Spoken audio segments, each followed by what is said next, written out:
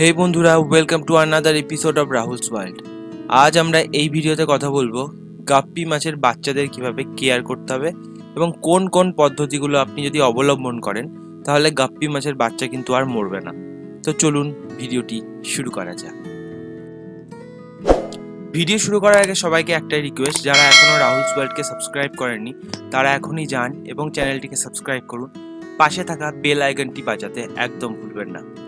গাপ্পি মাছকে ব্রিডিং করানোর যে প্রসেস, গাপ্পি মাছকে কীভাবে ব্রিডিং করাতে হয় বা যে কোনো লাইভ বিয়ারিং ফিশকে কীভাবে ব্রিডিং করাতে হয় সেই সম্পর্কে আমার অলরেডি একটা ডিটেলে ভিডিও বানানো আছে, সেটা কি আগে দেখুন। সেক্ষেত্রে আপনি কিভাবে গাপ্পি মাছের বা মলি মাছের বা যে কোনো মাছের কেয়ার করতে পারবেন এবং তাদের ব্রিডিং করাতে পারবেন সেটা আপনি জানতে পারবেন। তো আপনি গাপ্পি মাছের বাচ্চা যখন হয়ে গেল, তাদেরকে এবার কিভাবে কেয়ার করতে হবে, কি কি জিনিস মেনটেন করলে তারা আর মরবে না। এটার আগে আপনাকে একটা জিনিস জানতে হবে, সেটা হচ্ছে গাপ্পি মাছের বাচ্চা কেন মারা যায়।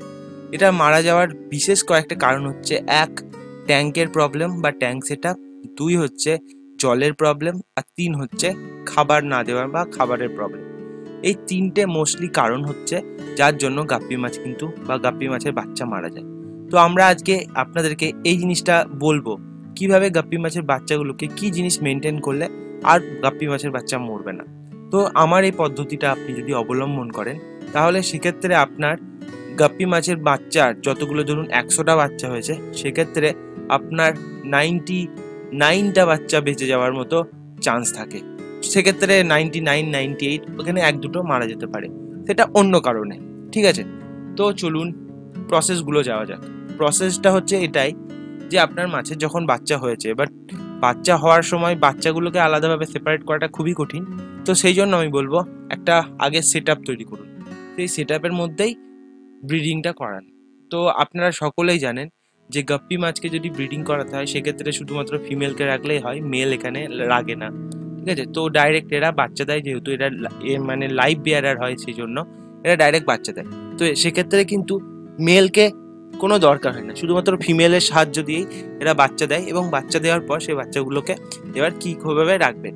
ট্যাঙ্ক সেটআপটা আপনাকে মোটামুটি একটা চৌবাচ্চা যদি জোগাড় করতে পারেন ভালো, বা মোটামুটি এমন একটা জায়গা যেখানে গাছ থাকবে এবং কিছু তলার পাথর দেবেন বা বালি দেবেন, আর জায়গাটা মোটামুটি 5 থেকে 7 লিটার জল ধরে এরকম একটা জায়গা, এবং জলের হাইটটা দেবেন মোটামুটি আপনি 7 থেকে 8 ইঞ্চি মতো। তো এই কয়েকটা ক্রাইটেরিয়া আপনাকে মেনটেন করতে হবে এবং গাছ হিসাবে কয়েকটা জিনিস দেবেন। এখানে কোনো প্লাস্টিকের গাছ দেওয়ার দরকার নেই, এখানে আপনাকে দিতে হবে ন্যাচারাল গাছ। সেক্ষেত্রে ন্যাচারাল গাছ হিসাবে আপনি বড় পাতার গাছ ব্যবহার করতে পারেন, অ্যামাজন সোল্ট বা যে কোনো টাইপের জলের গাছ আপনি ব্যবহার করতে পারেন। এবং আপনাকে তার সাথে কয়েকটা জিনিস দিতে হবে, সেটা হচ্ছে যে কচুরিপানাকে ভালোভাবে পটাশিয়াম পার ম্যাঙ্গানেট দিয়ে ধুয়ে সেই কচুরিপানাটাকে আপনি ব্যবহার করতে পারেন। এই হচ্ছে ট্যাঙ্ক সেটআপ। এবং ট্যাঙ্ক সেটআপে মানে একদম তলার সারফেসে আপনি বালি দিতে পারেন, যদি না দেন তাহলে কিছু দেওয়ার দরকার। যদি বালি দেন, বালিটাকে খুব মানে যে কনস্ট্রাকশনের যে বালিগুলো আমরা ব্যবহার করি সেই বালি ব্যবহার করুন। ঠিক আছে, তো কনস্ট্রাকশনের বালিগুলোকে আপনি ভালো করে ওয়াশ করে সেগুলোকে আপনি তলায় দিতে পারেন। তো এই জিনিসগুলো করলেই এনাফ, আর কিছু লাগবে না। এবার এর মধ্যে যখনই আপনি বাচ্চাগুলো এখানেই ব্রিডিং হলো, বাচ্চাগুলো যখন বেরিয়ে গেল, মানে গাপ্পি মাছ বাচ্চাগুলো দিয়ে দিল, পেরে দিল, বা তখন এবার যে মাদার গাপ্পি অর্থাৎ ফিমেলটা আছে না, মাটা আছে, তাকে সেপারেট করে দিন। তাকে সেপারেট করে এবার এই বাচ্চাগুলোকে আপনি কি খাবার দেবেন সেটা বলি। প্রথম 2 দিন কি 2.5 দিন, আমি ধরে নিচ্ছি 2 দিন, প্রথম 2 দিন আপনাকে মাছকে ইনফোসোরিয়া খাওয়াতে হবে। ইনফোসোরিয়া কোথা থেকে পাবেন? এর ইনফোসোরিয়া মোস্টলি পাওয়া যায় যে সকল পুকুরের জল সবুজ হয়ে গেছে সেই পুকুরের জলকে কালেক্ট করুন এবং সেই জলকে ছাঁকনি দিয়ে ছেঁকে সেই জল খেতে দিন।